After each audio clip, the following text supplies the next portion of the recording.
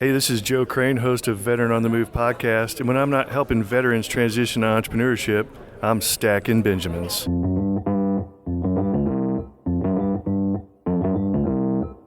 Live from Joe's mom's basement, it's the Stacking Benjamin Show.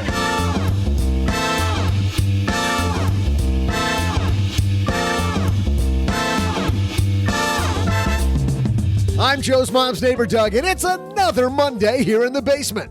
That means mom's making pies, OG's in a foul mood, and me? Well, I'm going to kick off your week by introducing our amazing guest for today's show. Would you like to retire early? Here to talk about his money struggles and how he's turned around his financial life so he can retire early, we welcome the winner of this year's Plutus Award for Best Personal Finance Blog, The Well-Kept Wallet, and author of the new book, You Can Retire Early, Deacon Hayes. Also, we'll share headlines about a CEO selling over $1 billion of stock and shoppers not waiting for Black Friday to blow their paychecks. We'll throw out the Haven Lifeline to a Jane who wonders if she's underutilizing her accountant, answer a letter about interest rates from Stephen, and still top it all off with my incredible trivia. And now, two guys who celebrate Monday like you and I, one Barry Manilow song at a time, Joe and O-G.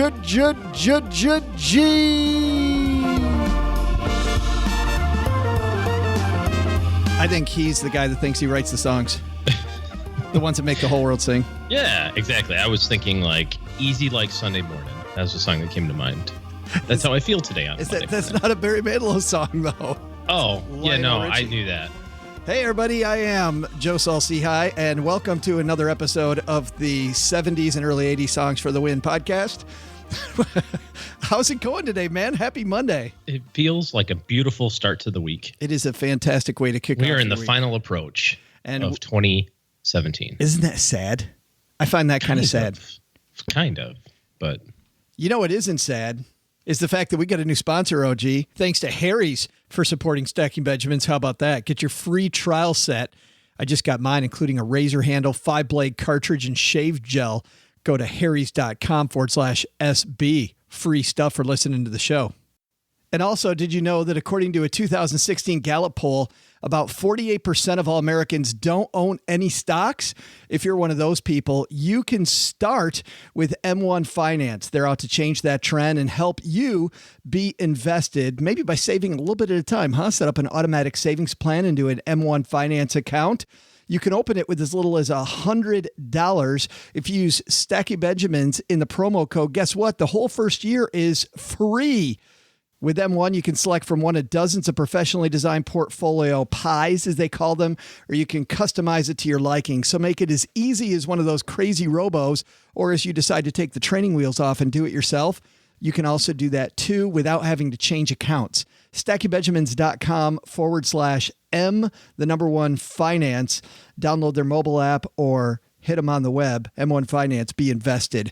We're invested in a great show today. Deacon Hayes is joining us. We saw that guy walk across the stage at FinCon, OG. Yes, we did. Winning that big old Plutus Award. We're happy to call him a friend of ours. Deacon Hayes coming down to the basement. Frequent guest, but he's got a new book out. Simon & Schuster, too, man. Oh, the Penguin people. I know. We know all the... I don't think so. I think that's Penguin. I think Penguin's the Penguin people. Oh, okay. Good to know. But we got some headlines, so let's move. Hello, darlings. And now, it's time for your favorite part of the show, our Stacking Benjamins headlines. Recent story here from TheVerge.com. World's richest man just took home a 10-figure payday. This by Nick Stott. Amazon CEO Jeff Bezos sold more than $1 billion worth of stock a couple weeks ago. $1 billion worth of stock at one time. You can't really live on that, but that's, as somebody told me on Twitter, they're like, that's nice walking around money. Yeah, a little bit of folding money in the pocket. I like that. A little folding money. Do you think he goes to the bank and says, "I'll take see how would I like that? Let me do a couple hundreds, a lot of nickels. I'm gonna need a lot of those $5 bills for the nickel slots." I thought you meant... No, not real nickels. Come on. Jeff Bezos doesn't. He calls the $5 bills nickels. Yeah. Sure. Yeah, sure. He gets a couple stacks of hundreds, some 50s. You know, the reason I wanted to bring this up, though, is because... What does he do with the money after that? Well, that's my point, is that My son just started a new job, and he really likes the company he's going to work for. And I told him about using the employee stock purchase plan. I said, but don't load up on the stock. And he is a 22-year-old new investor. And it's the first time my son's ever looked at me like, yeah, I don't buy that. I think I'm going to load up on the stock. and even Jeff Bezos selling off a bunch of his stock. And some people also think this is a sign that the stock's going down. This doesn't mean anything about anything. A lot of those high compensated corporate executives put plans in place with their financial advisor team and tax team years in advance to automatically liquidate a certain amount of stock, at certain intervals. In fact, he can't just, Bezos, he can't call up his broker and say, hey, dump 1 million shares today, right? Because he's an insider. And so he has to follow all these different rules of disclosing when he's going to do it and all this other sort of stuff. In all likelihood, he planned this liquidation, a month or year or 5 years ago. It's just part of a tax plan, basically, and diversification plan, right? Yeah, I mean, he's got a huge amount of his net worth tied up in his company stock. So diversification is so important. I mean, Bezos knows what's going on, to your point, on the inner workings of Amazon. So for him, he has to sell, or at pre-range times, or there's a better chance that he might end up in handcuffs. But when it comes to people that are on the ground floor, like my son, you don't have any idea what's going on, corporate strategy wise. What they're telling the masses at work, but you don't know what's going on. I mean, look at Enron. We were having this discussion over the weekend on a walk with some friends that there were 4 people at the top that knew what was going on at Enron, and all these, secretaries and office staff people all lost their jobs, lost everything. And you keep hearing the stories about these people that didn't diversify. Well, and how many times have you heard when you were an advisor, people say, oh, well, I know what's going on in my company, so therefore I want to, I can tell we're having a good quarter. It's like, yeah, unless your business card says chief financial officer or chief executive officer or senior vice president of whatever, there's a pretty good chance you don't have any idea what's happening behind the scenes. And even if sales look good this quarter, they could use this quarter to write off some losses from the past. I mean, sure, there's all kinds of things. So many moving parts there. Yeah. Yeah. Our next headline. Be diversified. Amen, brother. Next headline comes to us from Market Watch. This is by Tanya Garcia. This is weird news out of this holiday season. Fewer shoppers are waiting for Black Friday to get a good holiday deal. In a promotional environment, shoppers are finding a good deal all year round. It says experts still expect Black Friday to be the biggest shopping day of the year. I don't think Black Friday is the biggest shopping day. I think it's the biggest because we do Black Friday every year here on the show, and I think it's the biggest maybe by volume of people out shopping, but I don't think it's the biggest. I think we decided that last year. Doug had a trivia question. I think we decided like the weekend before Christmas was the biggest. The Saturday, I believe, specifically the Saturday before Christmas. And I think that Cyber Monday 52 weeks and find out. Really up there too. About half, 52% of the respondents to Accenture's latest holiday shopping survey said it's less likely they'll shop on Black Friday this year. Of those Black Friday non-shoppers, 64% said it's because of the crowds, and 44% said they can get discounts that are just as good on many other days. We have... Well, again, we also talked about the fact that the discounts are better later in the season, which would make sense, right? Like, sure. As the retailers are getting closer to the end of the year. I can't wait because next week we always have our Thanksgiving week of Black Friday shows. I love Thanksgiving. Brent Sheldon on Monday talking about hot deals in the stores, Black Friday. Bridget Carey talking about hot tech. And they both always say that if you're going to go early, right? Go early on that Black Friday. But a lot of people, I think this is an indicator that online shopping is really rearing its teeth more and more, It's gonna take off, you think? Well, this fad might someday. I don't know about this online shopping thing. It might work. All the kids seem to be doing it. The Amazon fella, he might be onto something.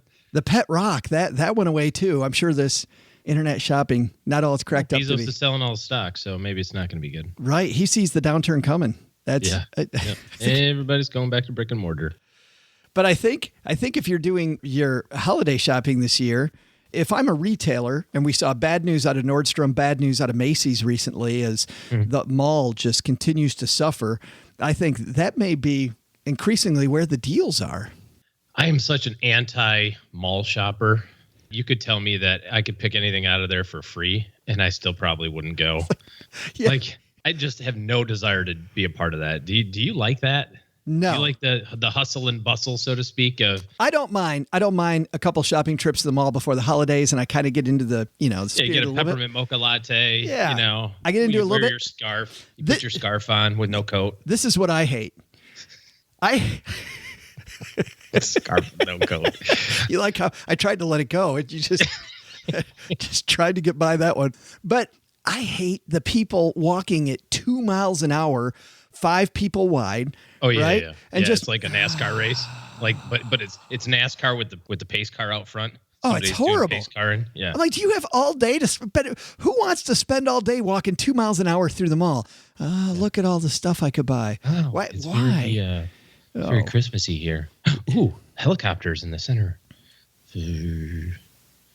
Remote control cars. It's like helicopters in the mall. What are we talking about?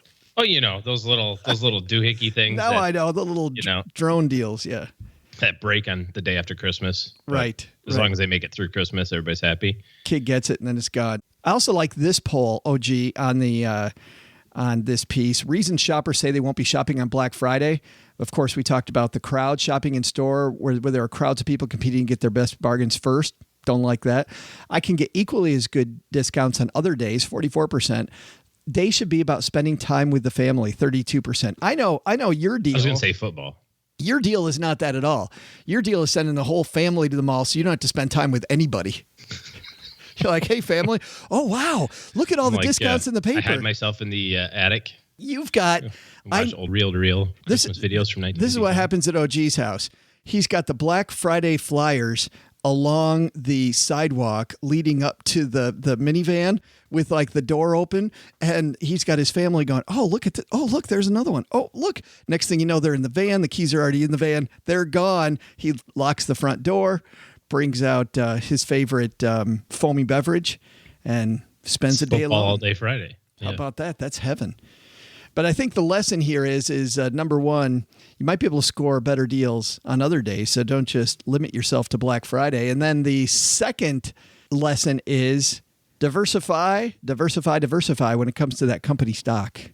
Or just hang out with Jeff Bezos because he's buying the next round of drinks.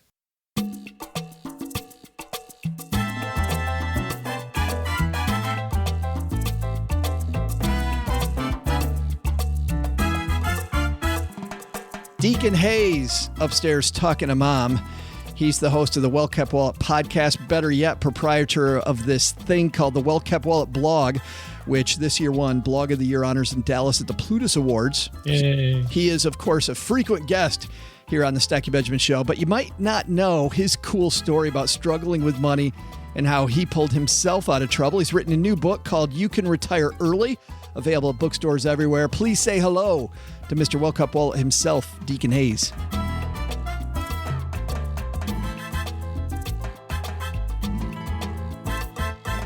And walking down the stairs right now. Have a seat, man. Deacon Hayes is here in the house. Hey, Joe. Wow. Great to be back in the basement today. It smells nice down here. Well, thank you. Much better than it did a few weeks ago when you were just down here. Of course, we'll blame that on Len Penzo. Yeah, and those mic mics. Right. You are not a guy who's retired early, but you are a guy who has lived an unconventional life, even though it didn't start out this way. And I guess your journey kind of starts with selling some wood floors. Yeah. So back in the 2008 era, right, back in the recession, I decided it was smart to get into selling wood floors for homes, when homes were not selling so hot. Because that's where the money is in wood flooring. That's where the money is. Well, so these were luxury wood floors. So, okay. It's funny because they were $40,000 floors or $80,000 floors. Wow. Most people will be like, that's ridiculous. Who buys those kind of floors? Well, millionaires and billionaires buy those kind of floors. But back then, even those guys were struggling. So you get into the wood flooring business right at the same time the market drops out in real estate, which means the market drops out in wood floors. You must have been then on commission. Were you being paid commission? Yeah, it was so interesting because it was 100% commission. So I didn't even have a base salary. So it's like, hey, let's go get into this lucrative industry and get paid 100% commission when it's not so lucrative. What did your bills look like at that point? I mean, did you own a house? So I had bought 2 properties at the height of the market. So our bills were pretty high, and we had a lot of debt. We had $52,000 in debt outside of mortgages. So our financial situation wasn't the greatest, and realized we needed to really do something about that. And wood flooring wasn't going to be enough. I'm sure that you're not panicking at all. We weren't panicking, but we were definitely in a state where my wife and I were just about to get married, and we realized, hey, we need to do something about this, right? So my wife got her first full-time job as a teacher, which, how that pays a lot, combined with my commission sales job, right? So it wasn't the best combination at that time, but we realized we need to put together a plan, and we wanted to start with paying off all our $52,000 in debt. I want to get back to this in a second, but this is the same thing, by the way, for people that want to retire early. This is the same thing that you advocate in your book, right? I mean, start off with a plan, and maybe it's going to be a little unconventional. Yeah. So the idea was I need to set an actual deadline, right? With anything, you could say, hey, I want to get out of debt or I want to retire early. But unless you set a deadline, you can't really achieve a goal because you don't have a destination that you're going to. So we said, okay, I want to pay it off in 18 months. Or I should correct myself. I said that. All right. My wife thought that was a little bit ambitious, right? I think that's a little. So, $52,000. You're on a commission-only job. She's a school teacher. I mean, God bless school teachers, but like you said. So she said you're nuts. I think you're nuts. What happened? I started going back to some of the ways that I made money as I was growing up, right? My grandma was an antique dealer, and she would go to yard sales, and she would find random things like these spoons. They had engraving on them, and they had horns on them, and to me it's just spoons, right? She sold them for over $1,000 on eBay, and she might have spent $20 on them at a yard sale, right? I'm like, okay, I need to figure out how to do something with this. So I used to manage an electronics store, so I thought I knew electronics, so let me look for things that are familiar to me, like routers and Game Boys and anything with a barcode. And then I would look it up on Amazon, and let's just say I found a router, and I'm like, okay, this model is selling for lowest price is $50. And I say to the guy, how much do you want for this? He say $5. I'm like, sweet. Buy something for $5, sell it for $50. Wait a minute, do you have your phone? This is what I'm doing on the weekends. Yeah, but do you have your phone out right then, and you're doing the arbitrage right in front of him on your phone? No, I kind of do it indiscreetly, right? I might pick it up, look at the model number, and then I'll put it down, and then I'll kind of walk around, and I'll pull my phone out. I don't want to be that guy, but but the reality is I've had yard sales before, and the goal is I just want to get rid of stuff, right? I'm not looking to make a profit. I just want to get stuff out of my garage. So most people understand hey, you could sell this for more. And if they wanted to, they could, but they don't want to put in the effort to do it. So did your wife take part in doing this too? She did a little bit, not in the go into garage sales, but she started getting excited, and she had clothes in the closet, some designer stuff or a Coach purse that she got. And she's like, I don't need it anymore. And so that stuff sold pretty decent on eBay and definitely helped give us some extra money to pay off some credit cards and then our student loans. And, we had a car loan as well. So, it was a team effort to kind of get rid of this debt. The cool thing is we actually were able to pay it off in 18 months with doing that. And I got a job delivering pizzas at night. So here I am. This is interesting because in college, I glorify being a pizza delivery driver, right? I'm like, I get to listen to music, I get to drive and meet funny people, and all that kind of stuff. And so I go to work at this place, and I'm a professional with a college degree, and I'm cleaning grease traps, and I'm peeling potatoes, and I'm like, I feel like I'm totally going backwards. This is not as glorifying as I thought it was. Yeah, I delivered pizzas, but there was a lot of hard work involved. So that combined with this real estate or the garage sale arbitrage, we were able to pay off all of our debt in 18 months. You also, I understand too, though, you also did some things with your cars. Talk about that. Oh, yeah. So my boss at the time at the wood flooring place said, hey, Deacon, you need a reliable, decent looking car to take clients around in. So he brings in an ad out of the newspaper. It basically said, here's this Nissan Altima. It's only $300 and something a month. He's like, you could afford this. And I'm looking at him like, hey, it's a decent looking car. I could afford $300 payment or whatever. So that's why I ended up getting it.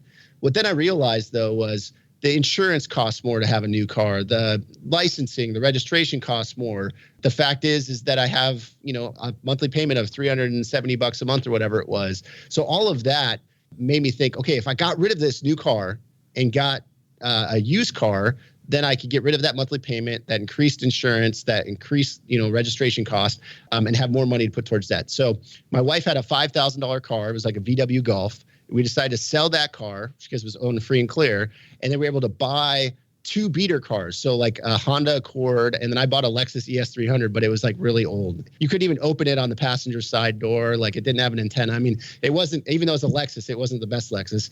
But the reality was we were able to get rid of this car payment and have 2 reliable cars for $5,000. And that got rid of about $18,000 of the debt, right? So we started to think differently through this process, right? Let's not think normal. Let's think like IBM said, let's think differently. Well, that's what happens when you want to retire early. I mean, getting to your book, you have to think differently if you're going to go for this, FIRE movement. Yeah, and I think that this is huge. Even growing up, I was always interested in passive income, right? Like everybody's kind of interested in the concept of like work once and continue to get paid repeatedly for the rest of your life, right?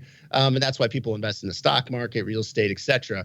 And so that kind of put me on a path to say, hey, what are those avenues, right? How can I personally, and then how can I teach others to develop a plan, set a deadline to retire early, and then achieve it? And so the 3 main avenues are going to be through the stock market, real estate, or business, right?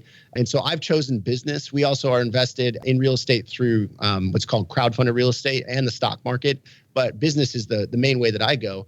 And the reality is we will be financially independent by 42. Basically, that's what we're on track to do right now. And it's just about setting a goal and then mapping out a plan to achieve it. When you talk about business, I want to be clear to people listening. It's not just owning the business, it's building the business so that you can sell it in the future. Potentially. So there's 2 routes, right? So it could be build it to sell or build it to remove yourself from the business and have somebody else run it for you, right? And so that's kind of the route that I've gone because I want to leave a legacy. And so for me, it's kind of like Mark Zuckerberg. It's like I'm sure Mark Wahlberg also owns a business. But, we almost quote Marky Mark here. Yeah, we almost quoted Marky Mark, in the Funky Bunch, but no. So Mark Zuckerberg, right? He was offered some ridiculous amount, $1 billion, whatever, to sell Facebook, and he turned it down. The guy, Evan from Snapchat, same thing.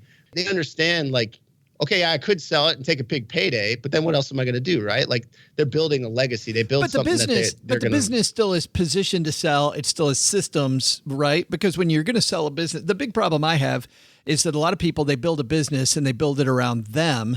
They don't build it with systems. And you're saying either way, my business is built around systems because I want to be able to take myself out of it, which means potentially it would be sellable. Correct. Yeah. So the goal is, put it in a position where it could be sellable or where you're not necessary to run the day-to-day operations, right?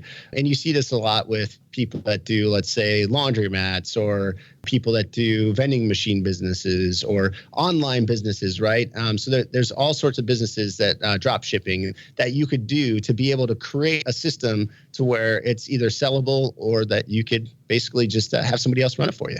So there's 2 steps to this, the way I see it. Once you start off with your goal, number 1 is reduce expenses. You did that with your car. Number 2, find more income, which is your garage sale stuff that you did, the arbitrage, cost arbitrage, and the pizza delivery stuff.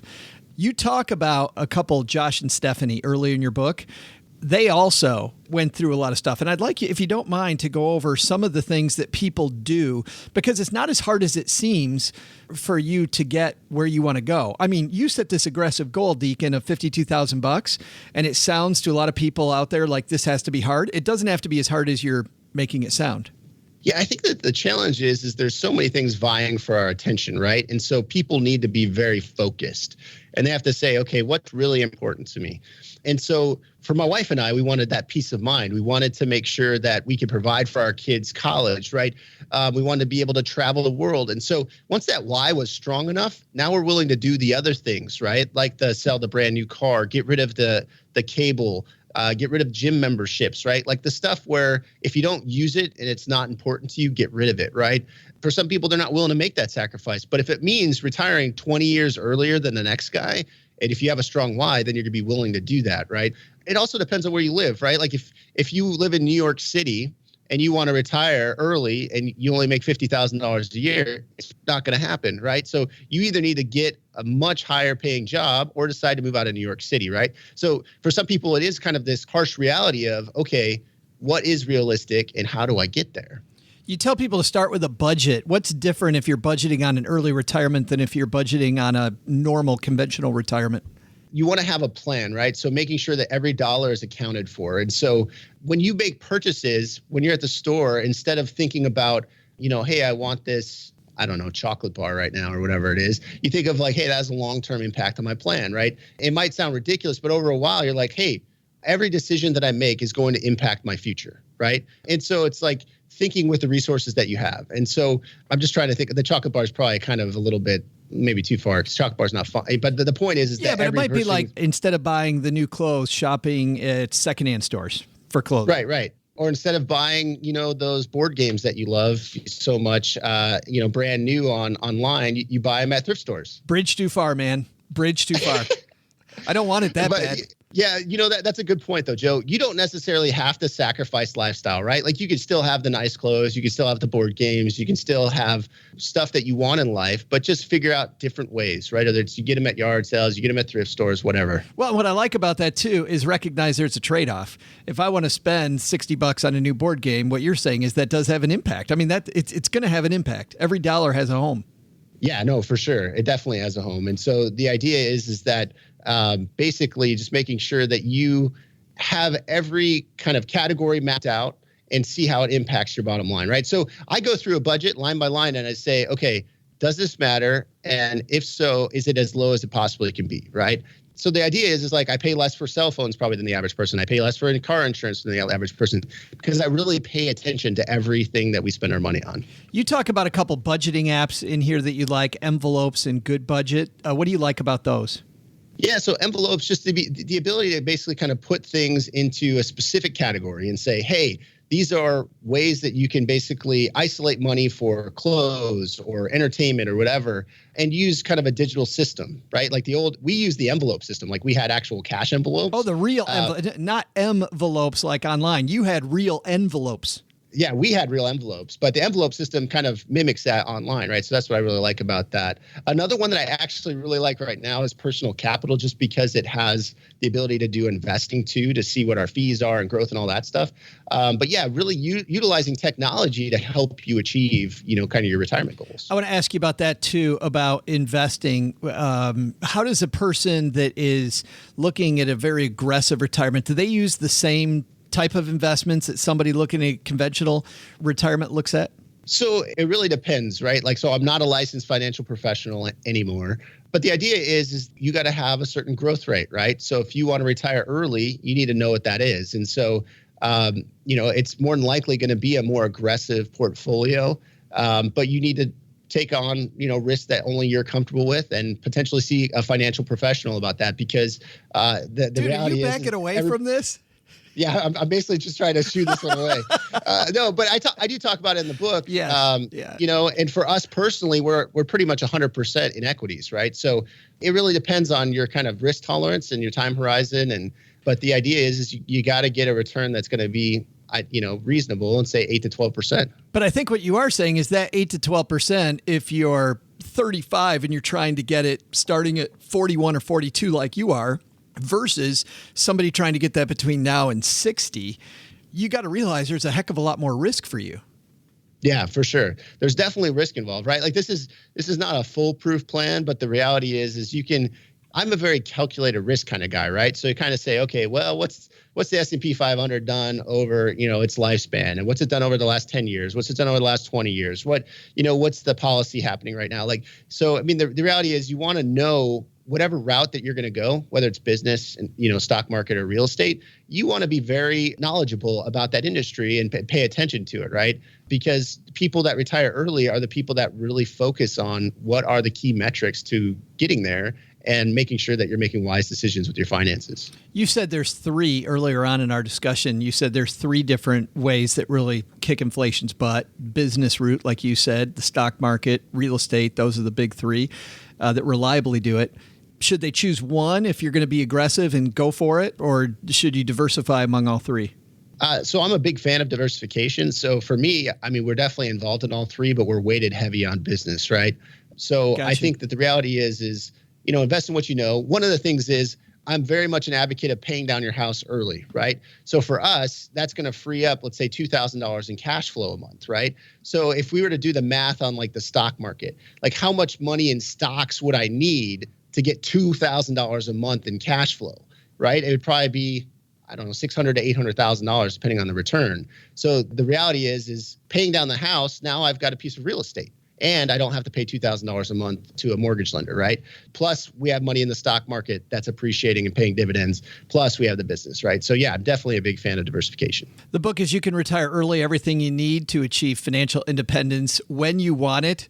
Deacon Hayes, how cool is it to see your name on the front cover of a book? It's really cool. You know, it was funny when my publisher didn't tell me when it was actually going to launch, right? They just said it's going to be this fall. So I go to Amazon and I'm just searching, like wondering, Deacon Hayes. And oh my gosh, there it is, right? Like I did not really expect to see it there, but I was thinking, well, eventually that it's just going to show up, right? And so it was really cool. It's even cooler to be on the Stacking Benjamin show. Oh yeah, about this with you. But there you go, butter me up. Yeah, but yeah, it's very cool, and I really, my goal is to add value, right? My goal is to show people another way, right? That you don't have to work a 9 to 5 your entire life, get 2 weeks of paid vacation, and then retire at 67. Like you can retire early. And the book's available everywhere?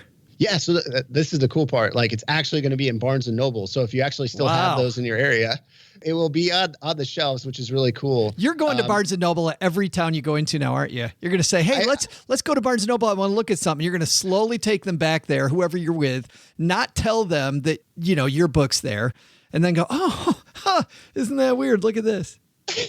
Joe, you know me too well. Yes, that's exactly what I'm going to do. But, that is cool, right? Like just to say, hey, gosh, I could be right next there to Robert Kiyosaki or Dave Susie Ramsey Orman. Or Jeff Rose, or whoever, the sky's the limit. So it's going to be at Barnes and Nobles, Amazon, all that. And we're actually doing a promotion right now. So if people order the book when it's launched, that will give them my course for free, debt free in 18 months, which kind of maps out, hey, set a deadline for a goal. We set out 18 months and then map out a plan to achieve it. So we give that away for free. It's a $97 course just for ordering the book at wellkeptwallet.com/retire. Awesome. wellkeptwallet.com/retire. We'll have a link to that, by the way, in our show notes at stackingbenjamins.com if you're walking the dog or on your morning run, on your way to work, whatever it might be. Deacon Hayes, man, thanks for hanging out. Yeah, thanks for having me, Joe. Hey there, money fans. I'm Joe's mom's neighbor, Doug, and everyone knows that late night shows like Jimmy Kimmel Live owe their success to Stacking Benjamins and this here trivia segment.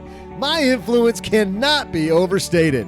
Here's a question. On what date did the Jimmy Kimmel Late Night Show first air? I'll be back with the answer in just a moment.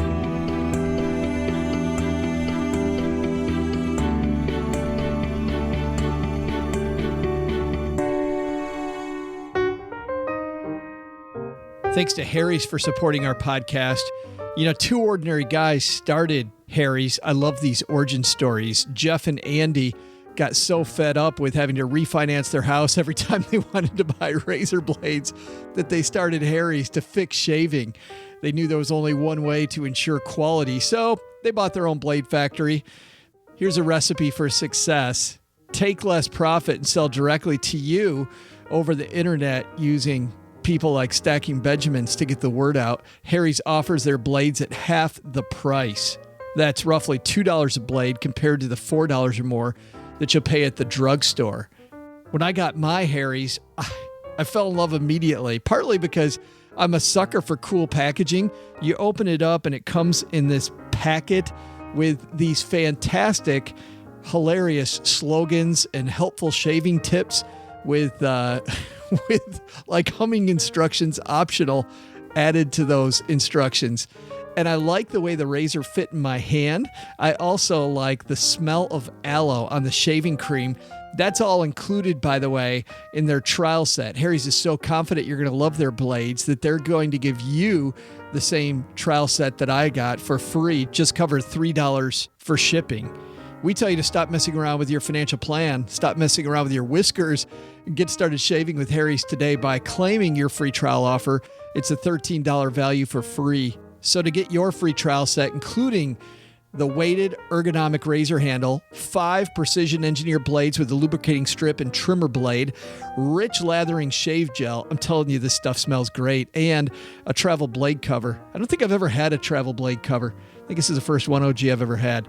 Head to harrys.com/SB right now. That's harrys.com/SB for yours. I've talked about this stat before, but this is scary. According to a 2016 Gallup poll, 48% of all Americans don't own any stock. And I realize it can be daunting when it's time to start something new, but here's a great thing. Getting invested is more to do with taking baby steps than leaping headfirst into Wall Street. Here's Brian Barnes, founder of M1 Finance, on just how easy it is to be invested. So you just either log on to the website or use the mobile application. We're native on Android and iOS, and it takes about 3 minutes, and your first $1,000 that you deposit is managed for free. I'd love to say the free $1,000 is a special deal I made for you, but Brian and M1 Finance are that good to everybody. With M1, you can select from one of dozens of professionally designed portfolio pies, or you can customize it, as Mom says, to your heart's content. Head to stackingbenjamins.com/M1 Finance for more. That's stackingbenjamins.com, M1 finance.com. Just fire up their mobile app, M1 Finance. Be invested.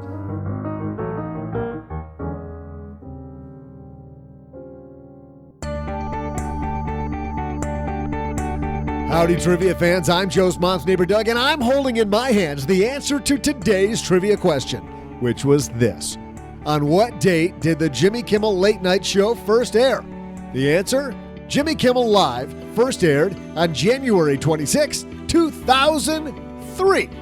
Kimmel's known for involving members of his family and friends in the show, which only proves that, of course, all that success is probably derived from yours truly. See ya! You missed it by a matter of days. Not far off, right? I mean, I was trying to figure out who was before him.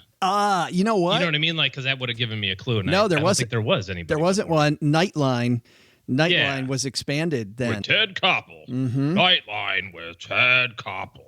Yeah, and I think that has something to do with it. Was Koppel kind of stepping down, stepping back then a little bit? I don't remember. No. Remember they used to, it would be done and he would say, "Good night, everybody." And then it'd be like the national anthem and the flag and then just the snow. I don't remember it. You don't remember TV ended, right? Like at like 1 a.m. I do know that, Grandpa. I do. One of us is closer to that than the Grandpa, other. could you tell me a story about the time the TV ended? My kid said something about, well, Dad, but in your day, TV was black and white. In your day. No, it wasn't. So awesome. Hey, let's throw out the Haven Lifeline and tackle some of life's, or rather life insurance's most important questions. Our friends at Haven Life Insurance Agency, they are disrupting the life insurance industry by focusing on those two things you value most, OG. Amazon stock, Black Friday ads. Yes, of course. Or your family and your time. I mean, either one of those. Yeah. Of course, for you, it's spend a week with my family, and Amazon stock moves up the list a little. sending your family to the mall and your time or year two. They were the first life insurance startup that's wholly owned by industry giant Mass Mutual to create a high quality, affordable term life insurance policy you can purchase entirely online. Qualified healthy applicants. They even skip the medical exam. They don't skip to the medical exam. They skip the exam. Head to stackingbenjamins.com/Haven Life now to get a free quote and learn about life insurance the modern way. You can't overstate not having to do So that medical simple. exam. So much faster. Well, it's not just the medical exam. It's the fact that you can be done with it in 30 minutes, not even 15 minutes. Yeah, why not? Let's say hello to our new BFF, Jane. Hi, Joe and OG and Joe's mom. I have a accountant that I use for my taxes, and I think I really underutilize them, or the fact that I think my taxes are getting more complicated with more dividends and things like that. What are the type of questions or topics that I should approach them with in order to better utilize their services above and beyond just filling out my tax return in March or April? Thanks. Jane, you got these professionals in your corner, OG. You should probably use them. When it comes to the CPA accountant type relationship, I think a lot of people do this exact same thing, right? You see them once a year, you drop off your stuff, you come back, you pick up your stuff. They say, oh, by the way, you're going to owe $1,000 or your refund's $1,200 or whatever, and that'll be $300 and you're done. And Jane's right. There should be more to it than that. Some of the things that I would be thinking about would be, what kind of withholdings should I have throughout the year? You know, if you have a job that has incentive compensation, you get some bonuses or you get commissions or something like that, you want to pay attention to that throughout the year. What are some other tax deductions or opportunities that I haven't taken advantage of in the past that would help, you know, my tax situation, you know, in the future? Because the problem when you get to the CPA's office in March is, I mean, there's very few things that you can do in March that affect your taxes from last year, right? So you have to make all those tax changes in 2017 so that when you do your taxes in March, you can reap the benefits from them. So I would make sure that your CPA is aware of any family changes, right? If you have a child grows up and is now not on your taxes anymore, you want to tell him or her those things early in the year and say, how does that affect my tax liability for the year? And then I think a little bit, to some respects, in terms of tax planning, a little early right now with all the proposed tax changes, but as soon as those things become more cemented into the law, I would definitely have a conversation of, now what do I have to do? You know, where are we at in terms of tax brackets? And great questions for CPAs or financial advisors are things like, you know, how much should I contribute to a regular 401k versus my Roth? These are questions that they should be able to model out in tax software and say, here's the impacts to you, dollars and cents. I have had a few different people help me with my taxes over the years. And the first person who helped me with my taxes was horrible. And even as I asked them for help, they really seemed unable to give it. And sometimes it's just the wrong person. I like using my tax people for, like, to your point, OG, what are all the things I could be doing? Let me tell you a little bit more about me and where are my opportunities at to maybe put together a better puzzle. All this first gentleman wanted to do, and he had so many designations, it wasn't funny. I mean, I thought he was the perfect guy. All he wanted to do was put together the puzzle. That's all he wanted to do at the end of the year. I really needed the education piece. So Jane, depending on where you are, to OG's point, the education piece might be the big part you need. Cool. By the way, a resource for that, our friend Devin Carroll at the Big Picture Retirement, they did an episode early on in the Big Picture Retirement podcast. It's episode 5, Hiring the Right Tax Advisor. What I like about that, they go through all the different ways different tax advisors are paid. So what's the difference between a tax attorney using software yourself, you know, a CPA, and just somebody who's a tax preparer? And really does a good job of walking through all those and who's right for which one. So episode 5 over there, I thought was a pretty comprehensive episode. Thanks for the question, Jane. We also get letters down here. Doug brought down the mail this morning, and let's open up this one. Comes to us from Steve. Steve says, hey, Joe and OG, I'm 42 and have almost all my investments in stocks except for cash in my home. I've been told I should diversify with bonds or evil bond funds. He really wrote the word evil. My brokerage account offers some bonds where yield to maturity on 1-year AAA corporates are 1.3% or lower. 2 years are at 1.6%, 5 years at 2.1, etc. However, my cash is sitting in an online savings account yielding 1.4, is liquid and FDIC insured. I don't want to lock my money up long term as I won't be able to use it to rebalance. Am I missing something? Why would I invest in bonds? Thanks for teaching me nothing, Steve. Steve baits the OG hook, and now let's feed it to him. I think you've answered your own question, Steve. I don't know. This is exactly the problem. This isn't the problem all the time, though. I mean, Steve, you're looking at bonds right now at an interest rate environment that's not at all bond friendly. And so I understand OG's point about bonds, but don't take these numbers we have today as long-term bond numbers, because they're not. Ultimately, as you build your investment portfolio, you have to consider the potential swings that portfolio can can produce, right? If you're all stock all the time, you're going to have wild swings in your portfolio. And by wild, we saw that 10 years ago. It's hard to believe it's been 10 years already, but we started seeing that about 10 years ago, this time when the stock market started violently going down almost 50 some odd 3% or something from the high water mark in 2007 till early 2009. So if you look at your investment account and you have $500,000 and you think, okay, if that hits 250,000, I will freak out and change everything, right? Then you have too much risk. You have too much volatility exposure. And then you have to have some fixed income in there to offset the fact that you just can't take it. Now, I think a lot of it is education, as long as you can work through that. And some of it's coaching, with an advisor or something that says this time is not different and just turn off the news and that sort of thing. You can kind of get past it. But I see a lot of people who talk a big game, right, with all stock exposure. Oh, I didn't sell anything in the last bear market. It's like, well, yeah, you were 27 and had 19 grand. Of course you didn't. Now you're 37 and you have 640,000. It gets way harder. So you tell me that, and you make 100 grand a year. So if you lose 3 years worth of income in 6 months, you're not choking. You're not going to seriously consider making a change. Yeah. I can tell you on this side of the table, I don't know about your side, Joe, it's hard when it happens here. And I know what to do. It is painful.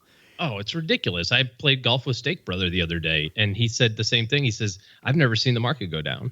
He's like, I'm going to freak out. And I don't even have that much money. I said, well, you're going to have less next time you have to buy me a meal. But, so part of it is the tactical nature of fixed income being unattractive in terms of the interest rate, kind of what you're saying, Joe, and Steve, what you said in terms of your viewpoints. But the other side of the coin is you have to recognize what they're there for. I don't think you should ever have them, but that doesn't mean that we never recommend them, right? Because it's all about behavior and how you behave if the market goes down by half is really the only thing that matters. And if you're going to freak out, then you have to have something that makes it so that the market going down by half doesn't affect you as much. Thanks for the question, Steve. If you've got a question for the show, send those to joe@stackingbenjamins.com. You'll also see on the website, you'll see a spot that says just questions in big letters. Click on that and you'll get the Haven Lifeline and a spot to send in your letter. And finally, as we roar here into the fourth quarter, we're starting to do our planning here for next year in the basement. If you're starting your planning, great time to do that is right now. OG's taking on new clients.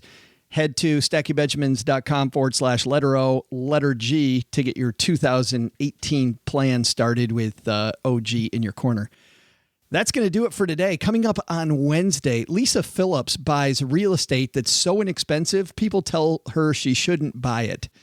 Ooh, so, I like this idea. Yeah, they're like, ooh, how could you do that? And she does it. Like really expensive, like $7,000 inexpensive?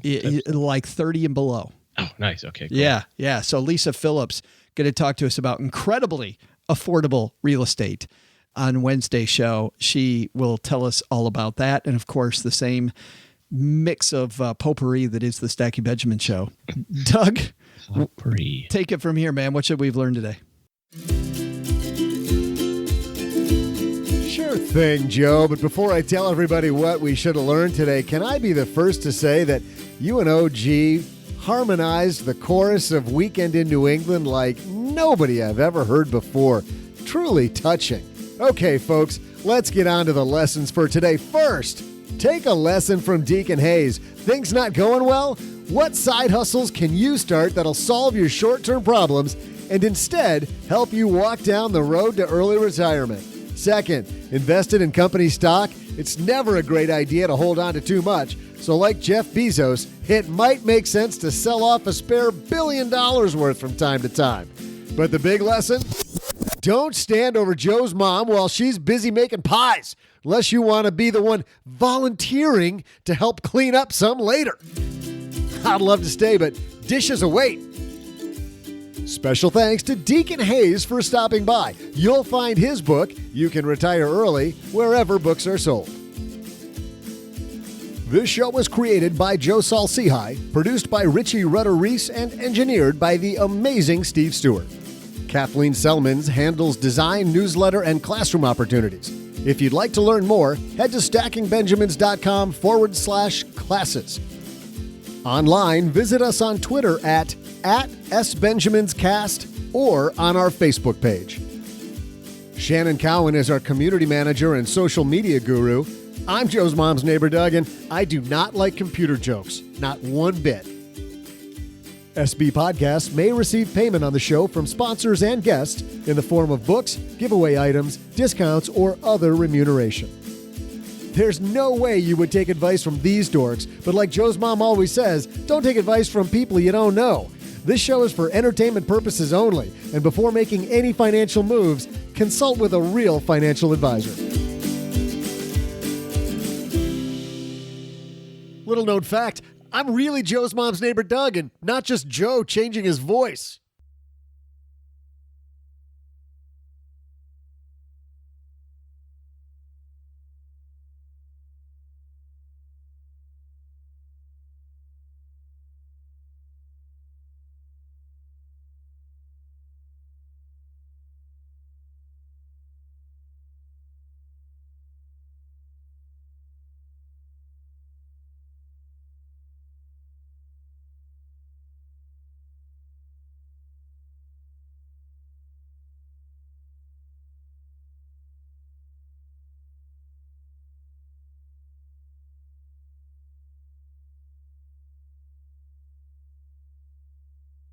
Oh, this is great.